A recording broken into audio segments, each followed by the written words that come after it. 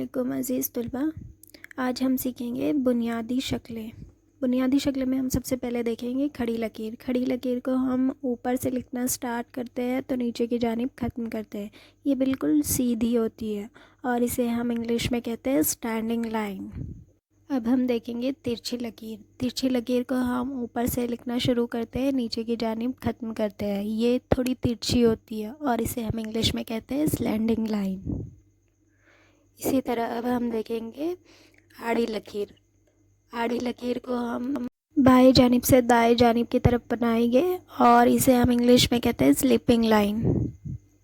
اب ہم دیکھیں گے دائرہ۔ دائرہ یعنی سرکل، جسے ہم انگلش میں سرکل کہتے ہیں۔ یہ ایک دم گول ہوتا ہے، اس کی شکل گول ہوتی ہے جسے ہم دائرہ کہتے ہیں۔ امید کرتی ہوں کہ آپ کو بنیادی شکلیں کسے کہتے ہیں یہ سمجھ میں آ گیا ہوگا۔ آپ اس ویڈیو کو لائک کیجئے، شیئر کیجئے اور چینل کو سبسکرائب کیجئے تاکہ ہم ایسے ہی ویڈیوز بنا کر آپ تک پہنچا سکیں۔ تب تک کے لیے اللہ حافظ۔